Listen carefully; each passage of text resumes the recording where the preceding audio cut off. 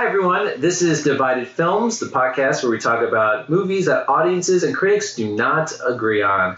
I'm JJ, and with me is my co-host Keith. Hello. And today our special guest is our good friend and writer, Bobby O'Rourke. Hello, Bobby. Hello. It is a thrill and an honor to be here, guys. Thank you for being here, Bobby. I detect a little sarcasm there, Bobby. No, not at all. I was utterly sincere. I think we're all good friends. I think we've been so sarcastic to each other that we're starting to lose track of what's sincere. Nothing's real anymore. It's we'll put footnotes when we're being sarcastic. So today we're talking about the movie Hook. A lot of people are familiar with this movie, but just a quick recap. Directed by Steven Spielberg, starring Robin Williams, Dustin Hoffman, released in 1991.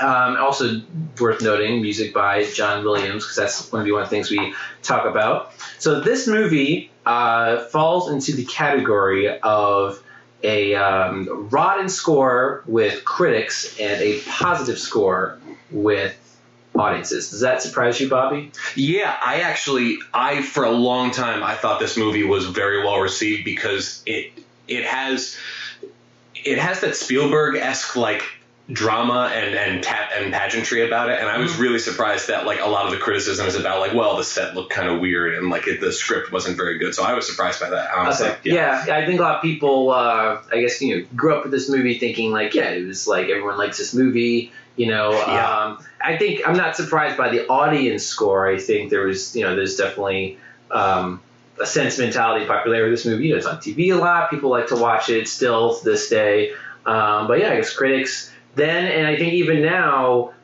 still feel the same way about it. So here's the critics' consensus, and see what you think about this. All right, I'm ready to be hurt. Okay. Critics' consensus. The look of Hook is lively indeed, but Steven Spielberg directs on autopilot here, giving in too quickly to his sentimental, syrupy qualities. And I think the most damning word of that consensus is autopilot. I would have said syrupy. I think syrupy, that's syrupy autopilot. I think when I do, when I'm writing, if I get the word syrupy, I'm like, oh boy, I really missed the boat on this one. Yeah. So what do you think? I mean, we're going to talk about all the different aspects of this movie, and where maybe that sort of consensus is coming from. But let's start with at least just the premise of this movie, and I feel like I at least like the premise of this movie. I'll say that much. The premise of this movie, I had to sum it up, is Peter Pan is all grown up with a family and a busy career, and has forgotten about his life. He loves his cell phone. And he has forgotten about his adventures in Neverland until Captain Hook, comes back to kidnap his children and demand that Peter return to Neverland to have one final battle, and he must remember how to fly, fight, and vanquish Hook once and for all. So that is like the idea. This movie is exploring sort of the Peter Pan lore, which I think most American audiences are familiar with. You have that 50s Disney movie that is like a classic. So everyone is somewhat familiar with that. So, I'm a fan of any movie that tries to take some sort of mythology in a new direction, at least. I think I'm on board with the premise, I'll say that. The elevator pitch of this movie it has a nice hook. I know pun intended, not pun not intended. But the writer of this, he got the idea when his child was like, hey, what if Peter Pan grew up? And that's when the seed I didn't know that. Of the idea just kind of like, what if Peter Pan grew up? Mm-hmm.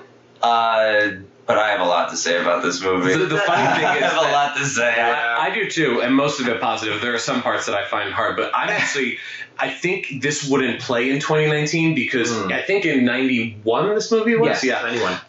The idea of taking a property that exists and sort of going to the next chapter that's not written yet, I think would be very novel in 91. I think in 2019, that's kind of now a bit of old hat. Like a lot of people are like, well, what if we took this property, but we did this thing that we don't really have. Well, they came out with I think an origin movie with Hugh Jackman. Oh, yeah, like 10 years ago, right? I think this, more recently than that. I'll give Peter Pan credit. Aside from the cartoon, this is probably the most successful Peter Pan by movie, far. because I think like there's been a couple in the mid 2000s that you kind of just forget. There was like a live action remake, or I believe maybe one or two, but there's a mid 2000s live action remake which came and went. Right, I remember that. And the whole movie had this like green hue to it. I remember that. Jason Isaacs was in that movie. Yeah, he was. And then there was a movie with Hugh Jackman where he's playing a young. Was he Hugh Jackman? He was Blackbeard, and it was about like a young Captain Hook. And it was called Pan. I didn't see it. I didn't see it either. It doesn't even deserve to be on the podcast. Is that ironic that the movie called Hook is more about Peter Pan, and the movie called Pan is more about Captain Hook? So I do give it credit, though. Yeah, why is that the case? I don't know. I mean, obviously, I don't know. I do give this movie credit as being like, if you love Peter Pan, and you don't want to see the Johnny Depp like J.M. Barrie biography, which is also very good. Oh, he also did that too. Pan, if you want to see like, this is probably the best Peter Pan movie you're gonna get outside of but that. This movie's also as long as like 2001. Oh, it's longer than Goodfellas. Yeah. This movie. That's another reason that this movie may not fly. And I understand that. And before we move on, I just want to say what might have affected my positive rating is I watched Disney when I was a kid, but I never watched the Peter Pan cartoon actually. So I had, as far as I was concerned, Hook was the story of Peter Pan. I knew he existed previously, but I had no attachment to that narrative. Oh, okay. This one. Yeah, because you have that classic story of Wendy and whatnot. So premise I definitely think is something interesting, and I think part of the premise or part of the pitch that really got audience on board was not just this, but also the cast. I think like Spielberg and your lead actors is what really is like the biggest selling point of this movie to get people into the seats. You have Spielberg directing, and you have Robin Williams and Dustin Hoffman as your two leads. I feel like that in itself is like enough for people to get excited. And Julia Roberts. She's coming off of like Pretty Woman. Yeah, she's got the height of her like. You have a high caliber cast here. You even have what's her name? Hoskins is Bob Hoskins. Yeah, he's great. And then, I love him in this movie. He's old Maggie Smith. She was 56 when she. Maggie Smith like what she looks like now. Maggie Smith was born 45 years old and has steadily, like at the rate she's aged 1 year for every 5 years we've aged. But I want to know this. Like, okay, we're gonna get a 56-year-old woman who we're gonna age her up. Why not get like an old? I don't know. Like she was great. She was great. I couldn't tell you. I was glad she's in it. I forgot actually watching this with my girlfriend a couple months ago, and I saw it and I was like, Maggie Smith is in this. I completely forgot, but she looks like McGonagall, like from Harry Potter. Downton Abbey. 20 years later. Yeah. So that was an interesting casting choice. I think Maggie Smith has this sort of like, way about her where audiences like seeing her like as a supporting character. She's someone that you enjoy seeing when she pops up in something. I don't know. I feel like she delivers. Yeah, she's a very like she's an actress that anyone can have a lot of confidence in. So I think that cast is like a huge part of getting people excited, and I do think the cast has a lot of fun. Particularly, I think Dustin Hoffman. And Bob Hoskins, like their scenes are probably the funniest in the movie. Robin Williams is having a fun time. I think the cast definitely enjoyed making this movie. I think that is unquestionable. I have to, at least with Robin Williams, in terms of like Robin Williams, this is probably, at least I found him completely unlikable. Really? As Peter Banning. Once he turns into like, Peter Pan, once he gets into that part of the movie, then, he's like a little more fun. But this is where I'm going to have to get into some of my qualms. Just okay, so I didn't ask actually, what, just in case it's relevant, what is your guys' take on the movie as a whole? Because mine is very much in the pro camp, but I was wondering what you guys what side or not side would you take? I wanted to say this mostly towards the end, but I will say okay, I don't have to spoil it now. I'll tell you this. I also like, when I was younger, I didn't grow up with it, but I would watch it on TV a lot, and I had a lot of fond times watching this movie. I enjoy a lot of aspects about it, but the older I got, the kind of more I liked it less, I guess. So I think I can kind of more and more understand where the critics are coming from the older I get with this movie. I think one of my biggest qualms just from like the first act of this movie is the characterization of Peter Pan growing up, because so if the premise of this movie is what if Peter Pan grew up, I do not like their interpretation of grown-up Peter Pan because he is basically like your stereotypical 90s workaholic dad. Like, how many other movies, maybe this is the first one, has a workaholic dad that, like, misses his son's, like, big game or something and is constantly on the phone and, like, is, like, detached from his family because he, like, rather work, Not only constantly on the phone, having phone duels. Yeah. I will not hear any bad words about that scene. It's great. But they even had the scene where, like, he is so late to his son's baseball game. Everyone has already left. He misses it completely. Everyone, like, if this game started at 10 a.m., he doesn't get there till, like, 5. He had to have missed... He had to be at least 3 hours late. Everyone is long gone. I'll allow that, like, trade just because I think that was the start of the 90s. Like, okay, then you get Liar Liar, you get, like, all these... Jingle All the Way. Magic, Jingle All the Way, Santa... Like, you just... The trope that, like... maybe they started not it, maybe... Actually, I think he's probably the worst. At least Jim Carrey cares somewhat. He's a workaholic, but he cares about Max. I feel like Robin Williams is like, I made a big mistake having these kids. I found it completely unlikable. Certainly, yeah. But funny enough, the movie in the first act, because you don't get to not Oz. You don't get to wait, where are we going? Neverland. Same thing. Narnia. It takes about 45 minutes until you're in Neverland. The first act is like about 40 minutes. This movie's about 5 hours. And I love every minute. Sure. Somehow you must go back. You must make yourself remember. Remember what?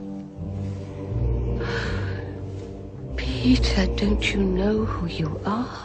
So they turn him into, like, what I think is, like, the opposite of Peter Pan. I mean, he's afraid of flying. Like, and I think the idea was for them, like, everything that Peter Pan is, let's make him the total opposite of that, which I think is a huge mistake. Like, let's make him hate kids. Let's make him hate playing. Let's make him hate flying. Like, all the things that is Peter Pan, like, is now, like, reversed. I think it would have been maybe clever to have seeds of his, like, Peter Pan personality, like, within his, like, adult work life. Like, what if he loves flying and, like, maybe he's away from his kids a lot because he's always volunteering on business trips because he loves to fly around. Like, you know what I mean? Like, that something a little more where it's like, oh, it makes sense in Peter Pan because there are all these things that I've always maybe connected to. I agree it's a little on the nose, the writing certainly, in making him this anti-kid, more or less. Yeah. But it really, I usually am forgiving it, number one, because I have such an attachment. But number two, I actually really enjoy, I don't remember the name of the woman who plays Maura, his wife. I don't think anyone remembers her. Well, she does have what I think is a fairly effective speech when he has his phone thrown out the window, and she's like, "You have about 5 years left with your kids before they don't want to be around you anymore." That was very nice. And that, to me, sort of makes up for, like, it's fairly cartoonish, like, how unlikable he is in the beginning. It doesn't bother me as much, but I could see why it would.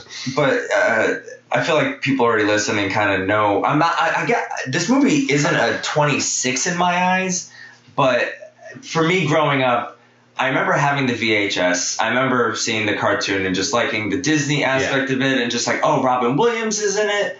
Great. So I remember just watching it and maybe just like not having. I never kind of went back to it, except maybe a here and there. But everyone I know, all my older cousins, when they say like, what's a movie that you love growing up? Hook. I know a lot of people that are in love with this movie, and just watching it again, I'm just like, I can see why, and I have some questions as to why.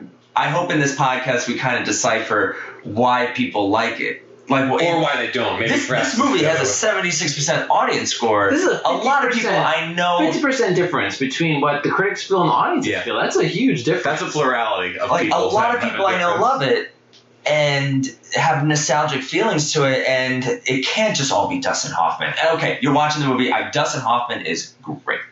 Like, he steals the show. I think what went a lot of people over is the humor, specifically between Hook and Smee. I feel like they are really funny, and I think, like, audiences, your general audience is typically willing to, like, maybe forget, like, like plot holes or something if they're laughing. If they're laughing, then to them they're having a good time, and I think they're that like good comedy might in their mind trump some sort of like negative like plot aspect. I don't remember him being so suicidal in this. Like he held like, what do you want me to do? Yeah. I'm like, and part of that is like It's a little dark. My parents. Speaking of darkness, there were a couple movies my parents could throw on as I was a kid, and I basically just shut up for 90 minutes to 2 hours. And Hook was one of them, and also Jurassic Park was one, Beetlejuice was one, Gremlins was one, and they all have like the 80s and the 90s for kids movies have this very sort of darkness about them that I like now that I'm an adult, but I understand how that would maybe rub some people the wrong way because the boo box is genuinely terrifying. Yeah, that's like a really like kind of crazy thing they do. Oh yeah. Can we give it up for Glenn Close? Can we give up for Glenn Close? Yeah. Just like I wanted to be the most I looked bizarre everywhere for the origin of like cameo. I looked everywhere for the origin as to why like did Steven's like, hey, you want to be in this movie? You're not going to be a girl. You're going to be a pirate, a bearded pirate, or Flea, or not Flea. Not Flea. No. Phil Collins is in the beginning as is the cop. He really? He's the cop. He's like, oh, there's nothing we can do here. Like, they took the kids. I did not know that. That's right. Yeah, he's the inspector who, like, whatever their last name is. Like, this family's always causing trouble. Yeah. And it's like, our kids are gone. And they're like, whatever. So there's that. That was kind of a funny cameo. Like a lot of people visited, just a lot of people were, John Voight visited the set with the young Angelina Jolie, because they were friends with Dustin Hoffman. This was a big Hollywood This event. was a big, and this was a success. This movie was made for $70 million. That's a big budget for 91. That's fairly sizable. Fairly sizable, and we didn't really focus on foreign markets. This movie's made about $300 million. This movie's a huge success. Yeah. Got Oscar nominated, but didn't win anything. In like 5 categories, right? But they're all technical. I think a lot of them were like best lighting or best sound. Best production design. As much as like the criticisms I have of this movie, I'll give it the production design was fantastic. Costume, visual effects. I don't know about the production design. I might disagree with you on that. I didn't like any other part of it, but I did go, oh yeah, this like a lot of people put in work into that. Best original song and best makeup. I felt like the Pirate Village felt like a theme park. It most absolutely was, but is that on purpose?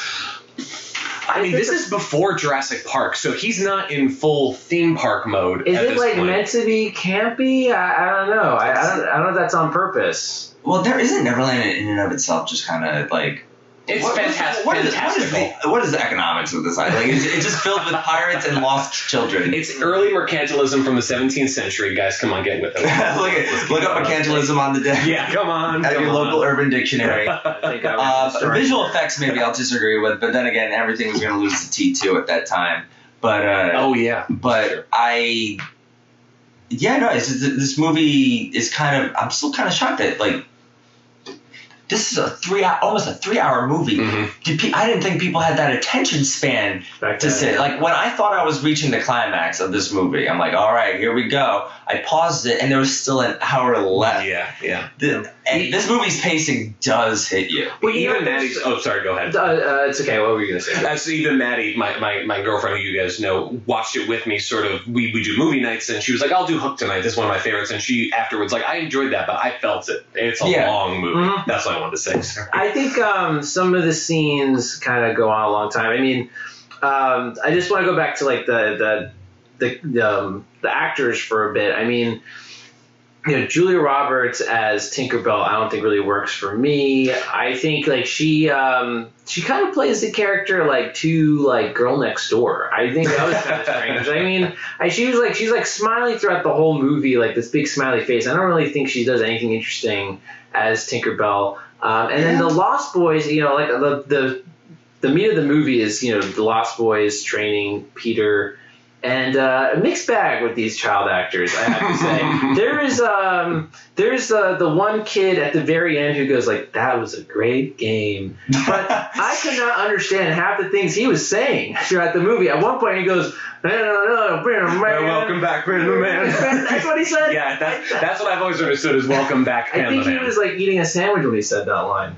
He did perpetually have a wad of dip in his cheek the whole time. What did he say?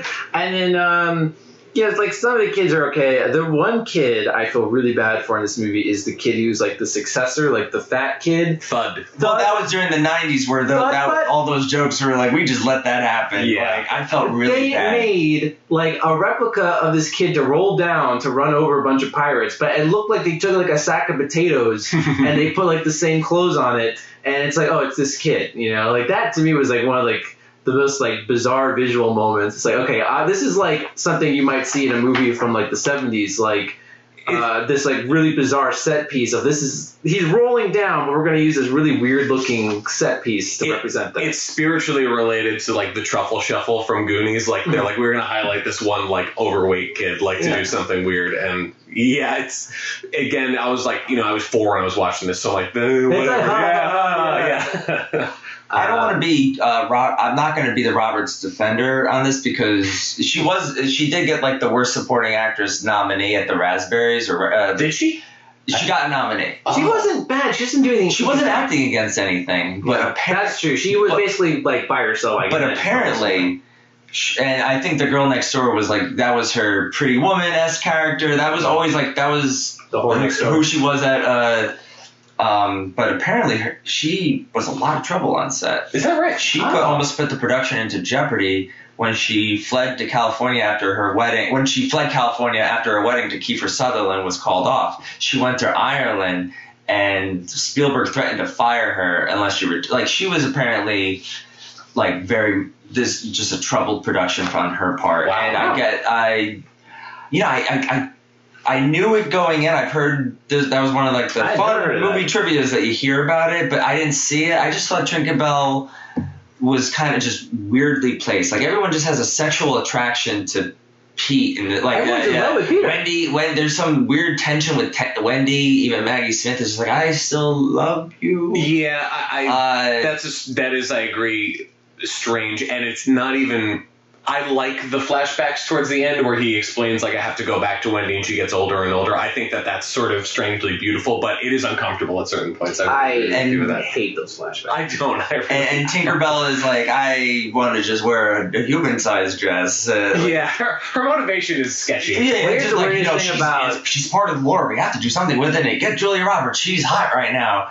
And Laura, she's going a lot. She's in the Hollywood machine of getting married to Kiefer Sutherland, and who's that? The giant Lyle Lovett. Like it seems like a troubled production on this part. And even Spielberg mentioned like those kid actors. I guess when you have so many, they were just like it got too chaotic at times. Yeah. And granted, the kids might be having fun, but this. Spielberg is probably on my side with this, as he was not a fan. Yes, in retrospect, he has said that he was disappointed with how this movie came out. I was reading that like he was not confident in the script, so he tried to make it up with like more elaborate sets, and Well, do you have a quote from him or? This movie actually is in Spielberg's wheelhouse. Of like one of his trademarks is like stuff with fathers. Like he is sure. So like okay, Pete's a bad father, and he just kind of wanted to explore that. And the first act, and Roger Ebert has a review saying this movie has a nice hook, pun intended, and it does. The first act of this movie, the setup, as awful as Pete is, I'm into it. But the quote, I know he's like, he told a critic, I was just very disappointed, but looking back on it, the only good thing that came out of this movie was my friendship with Robin Williams. That's when him and Robin Williams became really good friends. Wow. But he is just basically saying this wasn't my best work. I'm disappointed that he feels that way, because I think you stand by your work, I think. Well, it's more about, you can criticize your older work. I think all artists should probably go back and try to improve on what they've done, but I don't think I think there are parts of it that are disappointing, but I don't think the final product is as bad as he might do you think this movie stands as tall as like the other movies of his like pantheon? I mean, if you talk about like, Jaws, Jurassic Park, Schindler's List, Saving Private Ryan. If you talk about all of his like most iconic films, how does this movie measure up as a Spielberg film? Yeah, and I like Spielberg generally. There's very few Spielberg movies I don't like. I think that the parts are greater than the whole. I think there's a fair way to say it. There are elements of this I think are outstanding and some that aren't. One of which is, I will say, maybe the most controversial thing about this right now. Let's do it. Maybe not. I don't know. Maybe people are more savvy, but I might argue that this is John Williams' best score, which is maybe for a Spielberg movie. Sorry, not ever. For a Spielberg movie. Okay, hot take. Yeah, I find the score to be tremendous, and I think that there's a couple areas I love so much, and we don't have to get into this right now, but like the flute that plays when the kid is like doing like, oh, there you are, Peter. Like that honestly makes me teary eyed. Like I remember watching that as a kid and being like a little sad. That's a good score. I just funny enough, I watched the movie and then you texted me about the score, so I looked it up on Spotify, and I got more sentimental listening to the score than watching the actual movie. I think the score is definitely like one of its like saving graces. You know, and it's recognizable. I think if you were to hear that main thing like da da da da, yeah, like everyone's like, oh, that's Hook. You know, like you can definitely it's definitely got a recognizable classic score to it. So I think that is you know, a highlight of the movie for sure that anyone can get behind.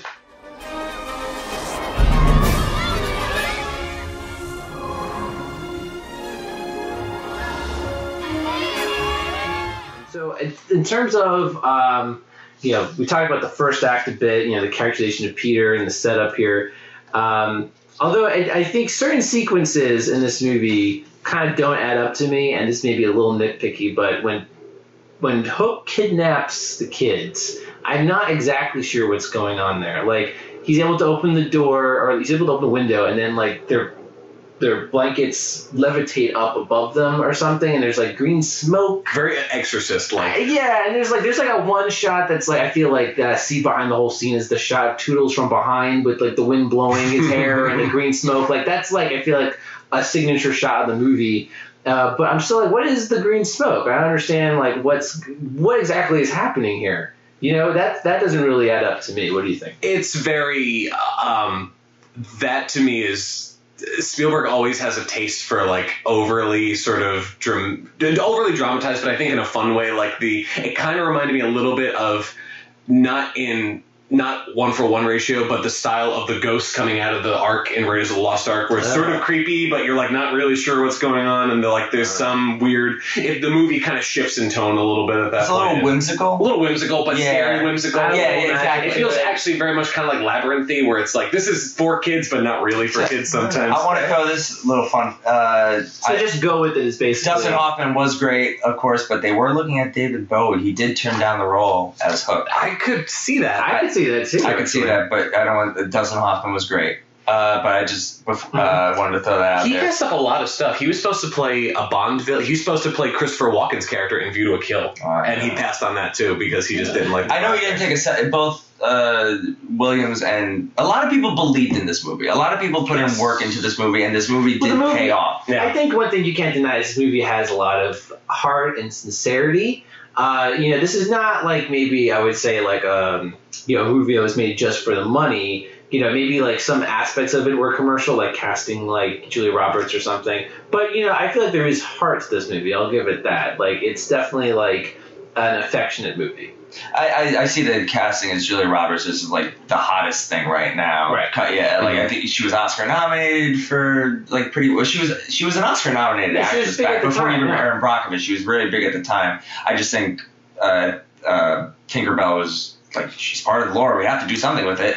She's the reason she brings him in, and then she just kind of like, oh, that's the other every once in a while she'll like, remember me? Remember me? That's the other Julia, sequence. we need you back from Ireland. Come on. I don't want it. Those flashbacks are the other sequence that I'm really like confused what exactly is happening, just the way it's set up. So, you know, it's a kind of thing where like what Robin Williams is narrating is not necessarily what's happening on screen. Because when he goes, you know, oh, I was scared of everything my mom had planned for me, so I ran away. But what we see is an infant yeah, I've noticed that. who has no idea what's going on, and he rolls down a hill, and his mom doesn't go get him. And then Tinkerbell finds him and like flies him away to Neverland, which also is strange because she's in love with him, but she's known him since a baby. I don't know, like that kind of like I'm getting nitpicky, but like that sort of thing where like what there's you're some seeing, loose laws in Neverland.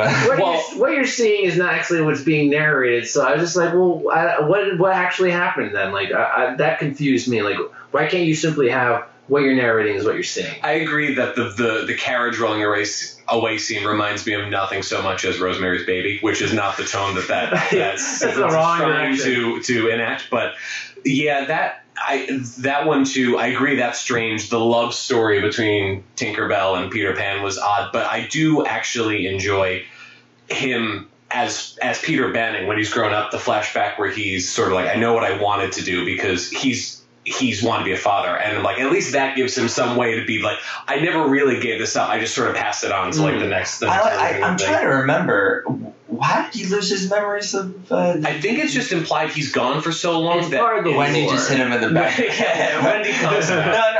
It's part of the lore that I'm along for the ride. The longer away you are from Neverland, the more distant I think it's supposed to be. And then vice versa, the longer you're at Neverland, the more you'll forget about like real world. Yeah. Okay, that because if I remember correctly, he like comes back to visit Wendy, and she's like, 54, and she's like, I don't want to go back, and he sees his daughter, he's like, whoa, like, I'm gonna marry her. He's like, well, you come stay, I'll adopt you.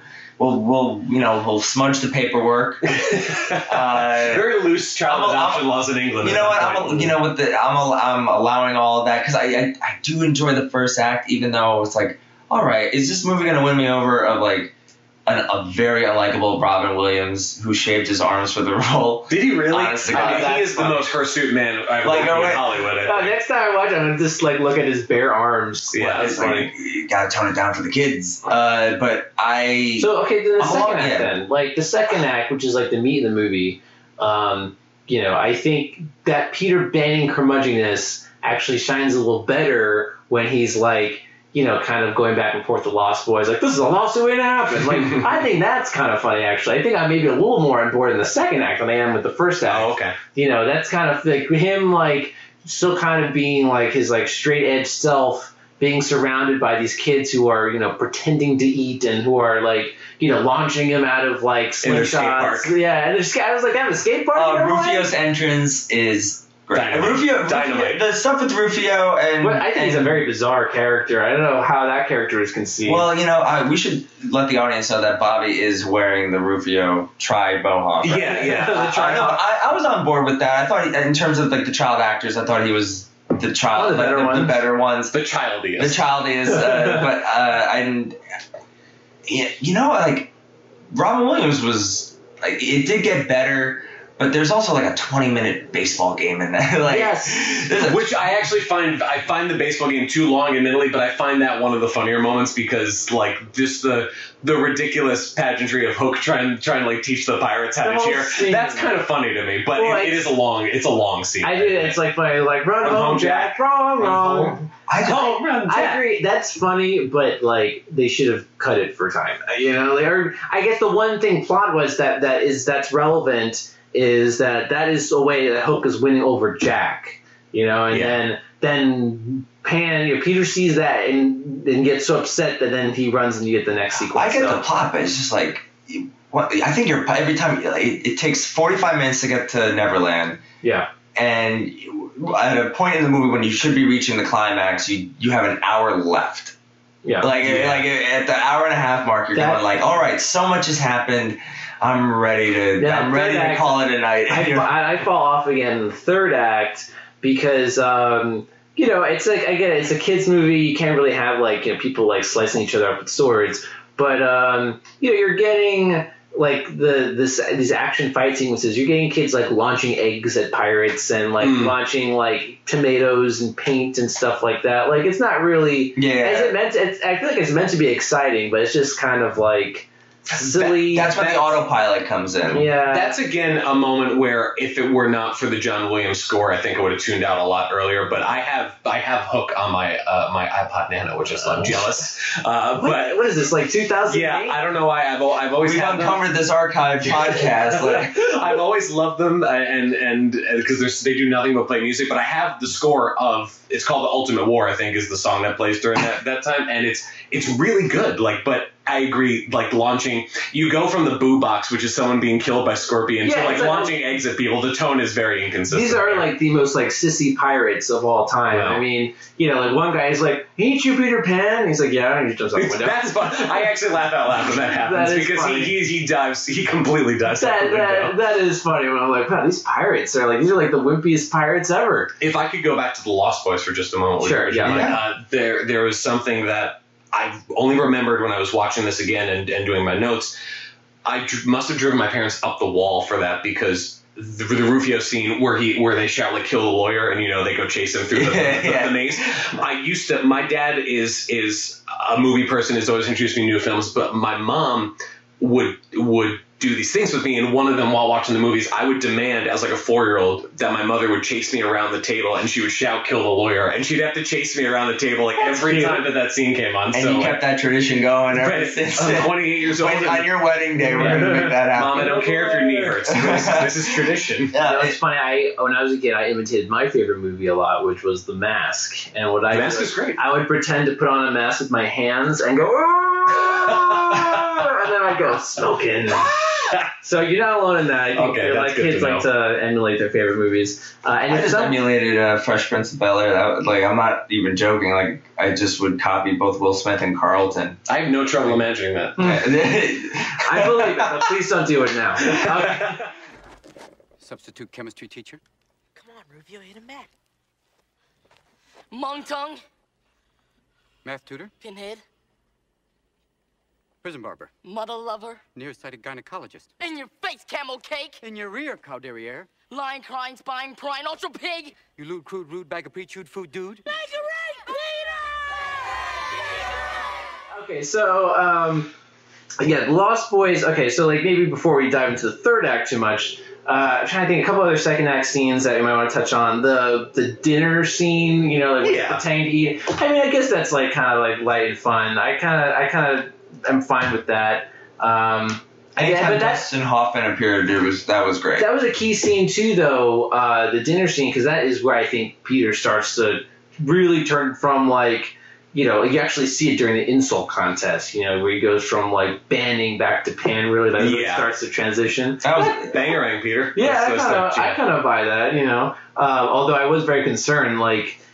If you think about it, like, is the food real once you like pretend it's real, or is it actually they pretend and all these kids are starving to death because they judging by, not to be crude, but the size of Thud, he's being well fed. Like he's not. So maybe it is real. Like that's part of the magic. Like once you pretend and you actually get food. I mean, it is called Neverland. So like I in my interpretation, the food exists once you believe it's there. But then if you are never able to believe it's there, then you do starve. Then you do starve to death. That's right. That's the law of Neverland. I just forgot. I just remembered in the first act, she wrote the book, Maggie Smith. She writes Peter. She writes the book, and she says, "My neighbor JM, we gave him all the credit."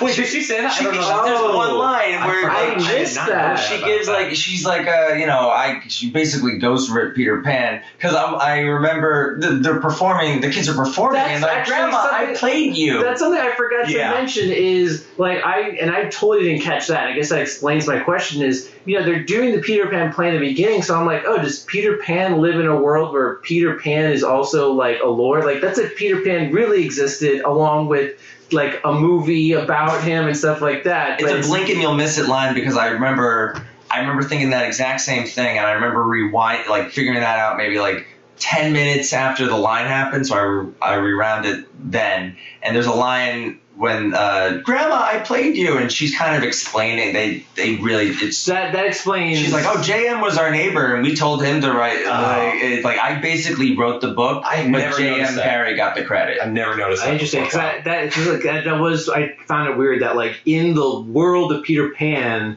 the story of Peter Pan exists. So that did throw me off. But it's like, okay, like they explain it, I guess. All right, fine. It's like Captain Hook. Like, why would you not want to stay? And like, I feel like you'd be a big star. Like, you can at least be a Captain Hook lookalike. Like, why go back to Neverland? It's just a bunch of children and a crocodile. But here's why it's like, I hate Neverland. But it's like, I don't really know how Neverland works, where you have to get there through flying into the sky. So where can you sail to? He hates it in the way that Albert Camus' The Stranger hates existence, where it's like it gives him meaning. All right, We're going literature home. major. 'Tis true, Peter. Time does fly. And so do you, I see. How did you ever manage to fit into those smashing tights again, Peter?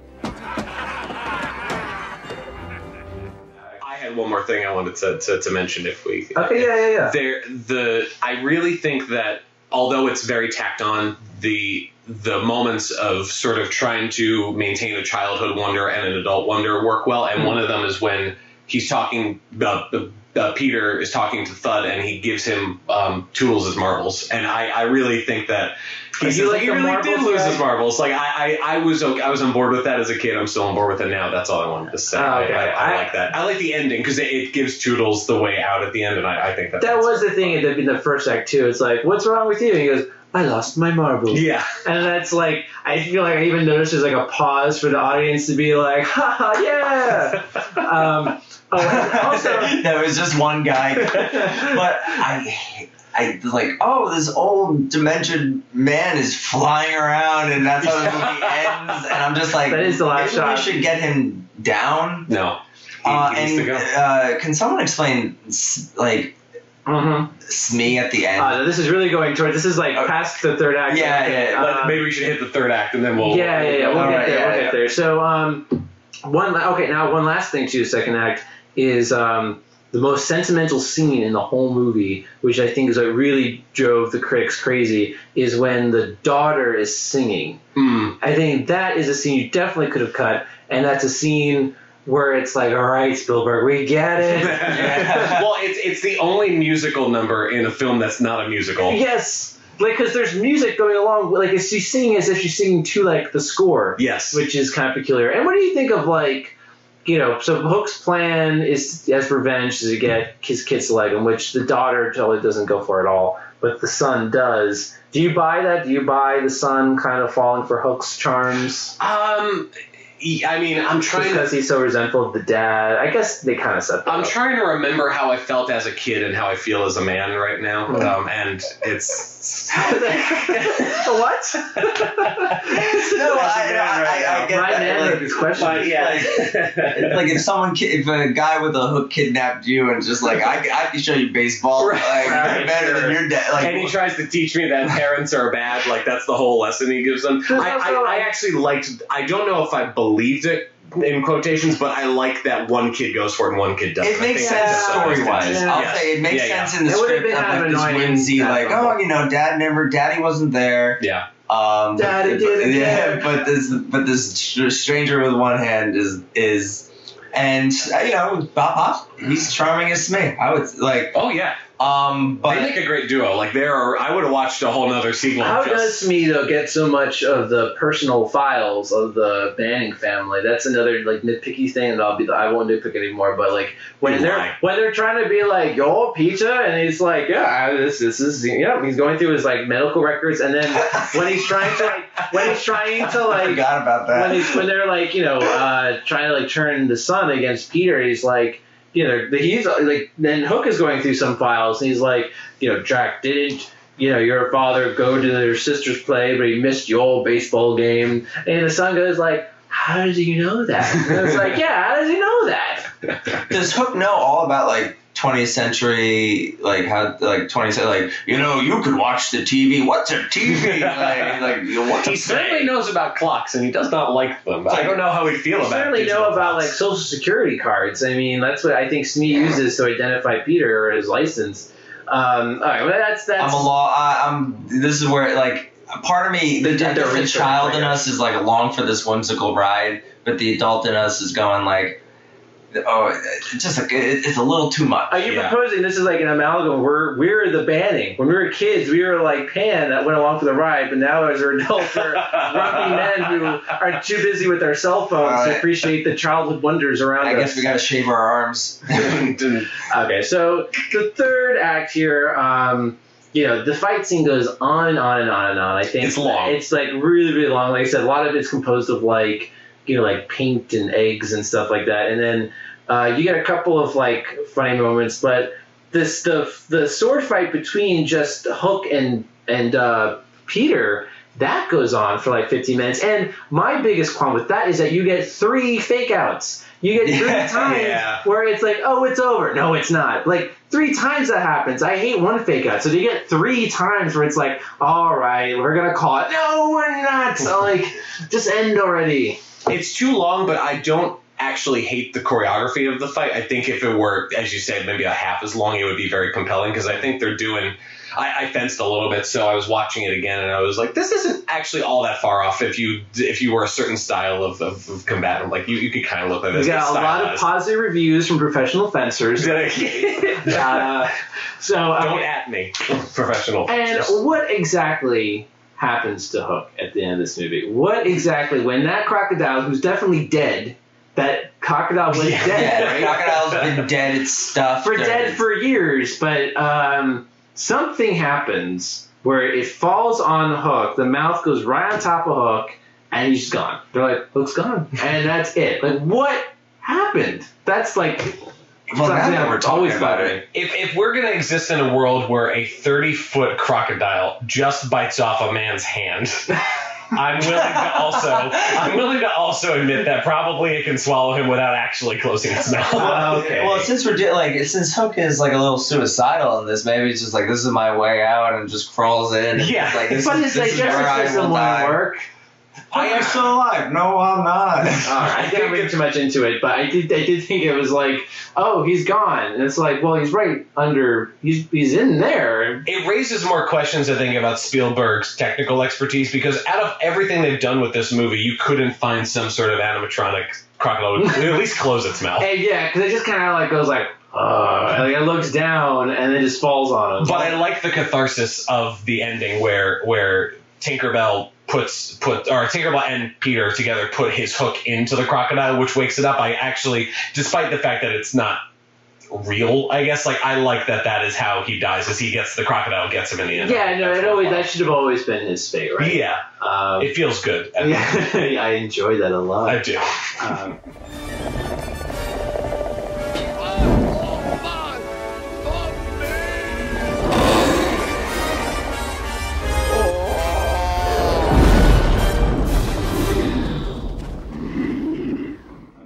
And then you get this kind of like also long drawn out sequence where like he's gonna leave, then he comes back to like point out like a successor again. Does Thudbutt do anything to warrant being the successor? What a name, by the way. Can we just acknowledge like Thudbutt? Like they give the biggest kid like what? Like, there are bigger kids like in the training sequences, or like you do see like skating with Rufy or whatever. You do see like other teenagers.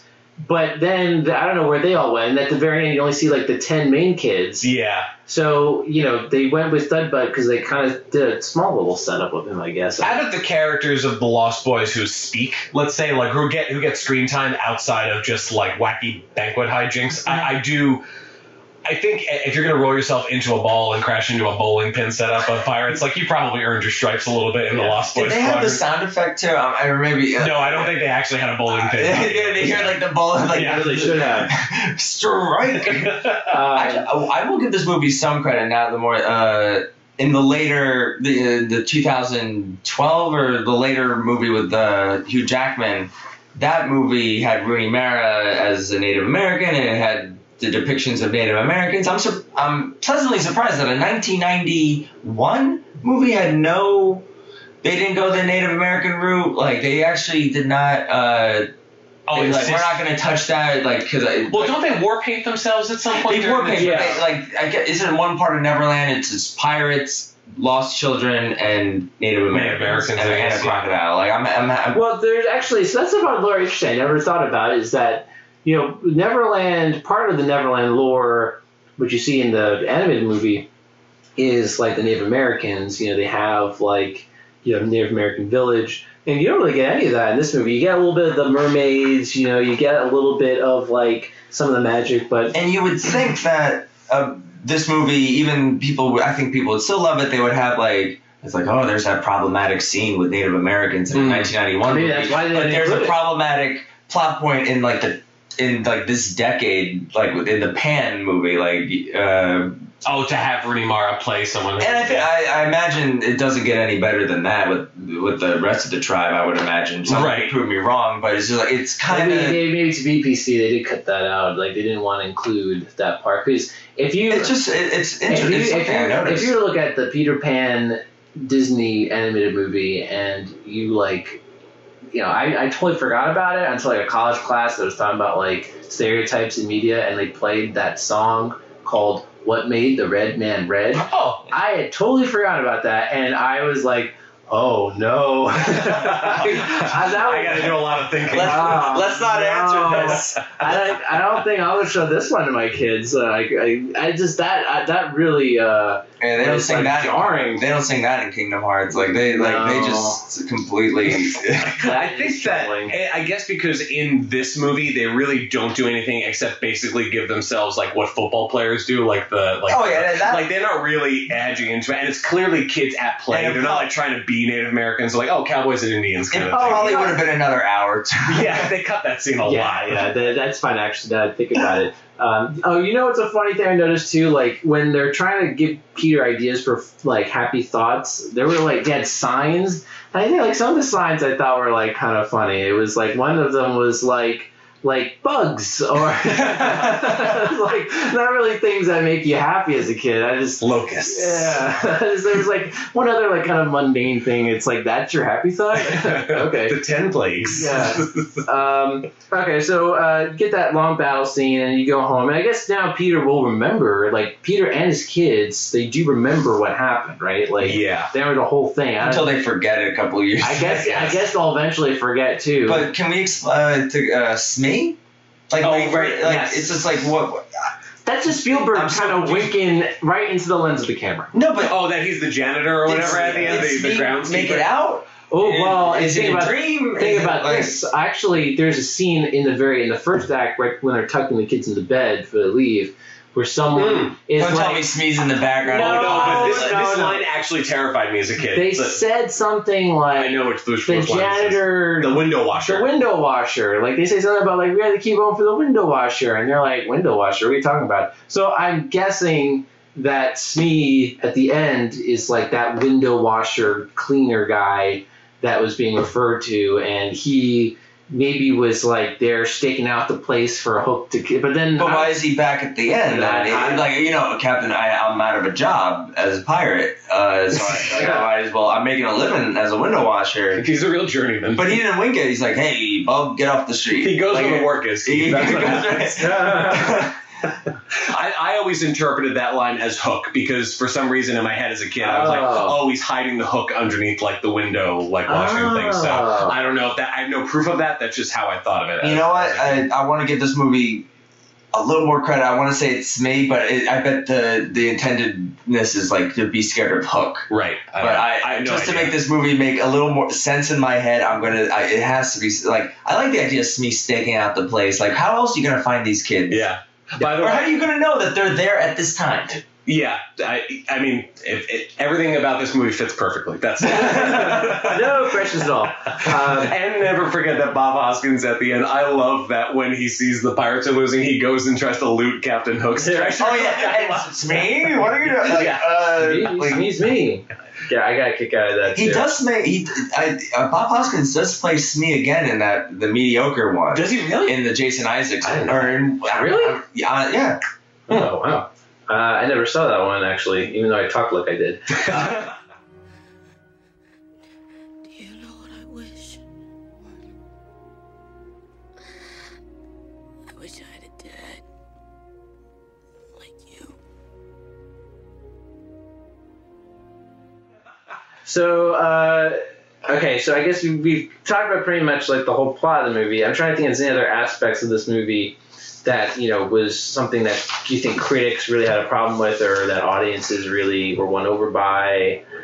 I think it's an easy movie to swallow for large swaths of the audience, and that doesn't necessarily make it bad or good. It's just the morals are very clear. It's like don't lose your child and respect your family. Bobby, they're not hard. Talking to you, I actually, you are the proxy. You are the stand-in for why the audience you are the 76%. I am the 76%. It's like I get it, and I like. Occupy Hook. I was a little like. This movie's still a rotten in my eyes, but it's not 26. No, I think 26 is definitely way too low. I think critics were a little too harsh on it. But I do have to say, I think maybe people weren't just judging it as a movie. I think people were judging it as a Spielberg movie. Right. I think people which is a whole other bar to exactly. live up It to. is a much higher bar, and is that fair? Do you think it's fair to hold a movie to a higher standard because of who the director is? Yeah, Keith, do you want to go? Sorry, do you want to say I think we're about to say the same. Like this, Spielberg had a rockin' 80s. He's also had a rockin' 90s. Right after this, Schindler's List, Jurassic Park, Saving Private Ryan. I mean, like, and then right before the Indiana Jones trilogy, like come to an end like 2 years before this, right? So like, I'm kind of if I saw this, I'd be like, what's going on here, Spielberg? Like, I guess like. It's good enough, but that's not good enough for Spielberg. Right. If anything, you know what this movie actually reminded me of? This reminded me of something like if this was, say, directed by like Chris Columbus, right? Yeah, it has that feel to it. It feels kind of like a Harry Potter sort of thing, where like someone who like does not know who they truly are must be like.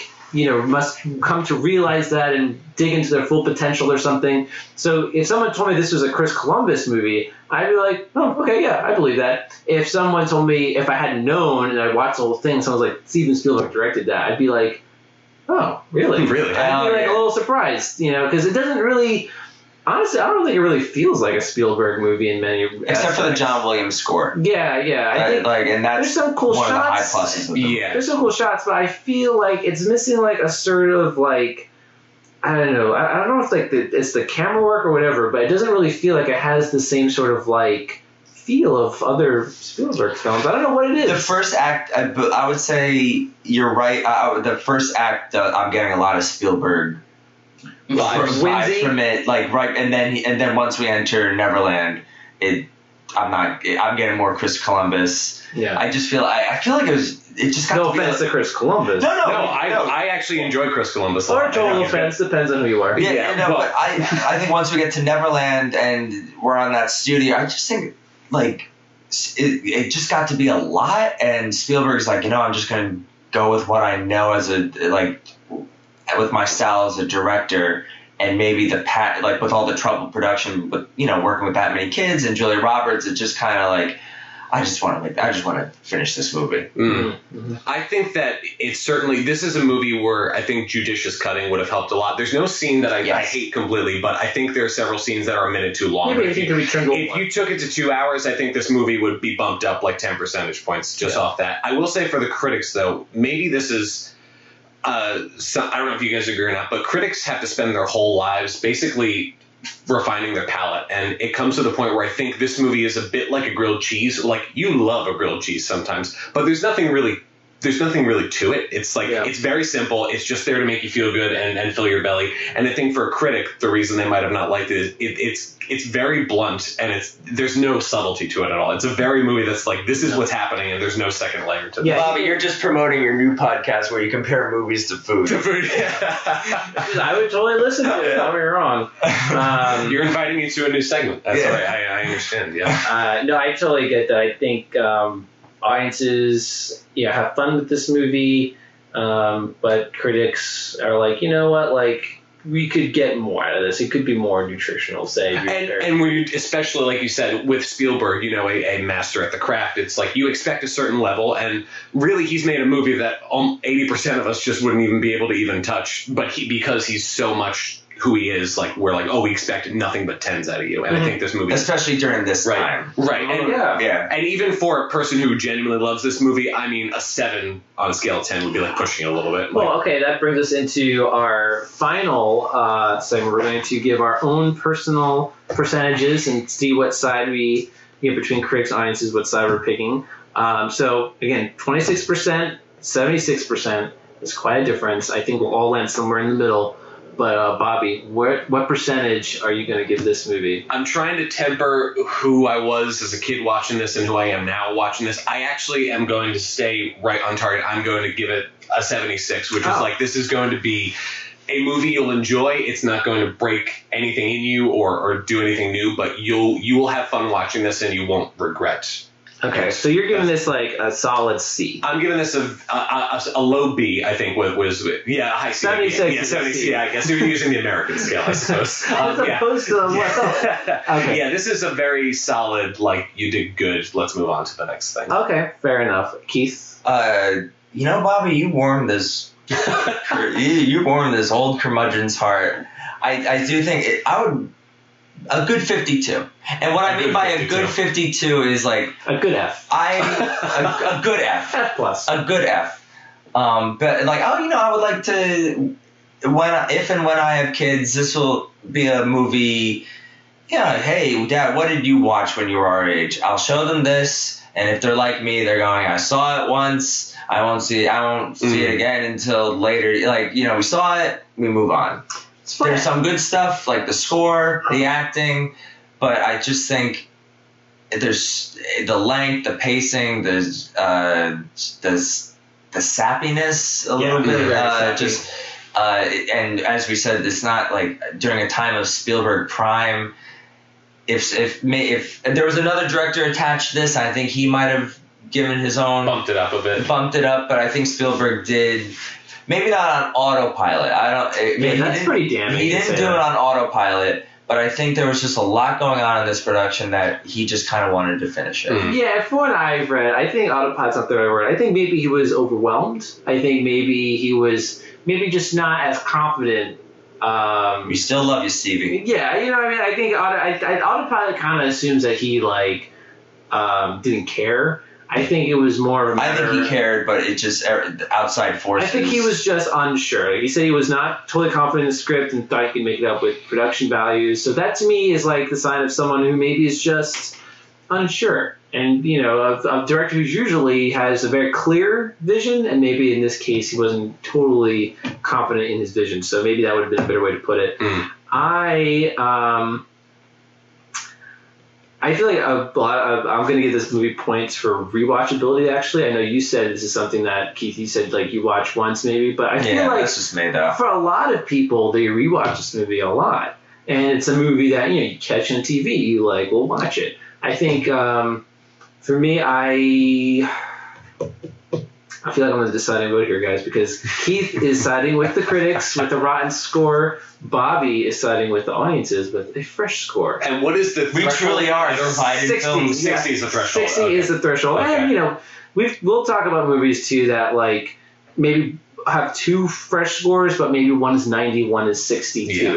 Something like that. So I think I'm very torn about this movie, but I'm going to give this a 62%. Wow. Right up to the wire. So, yes. Really, let me average that out real quick. I'm going to be siding with the audiences on this simply because 52-62. I'm doing it right now. I feel like it is a harmless movie.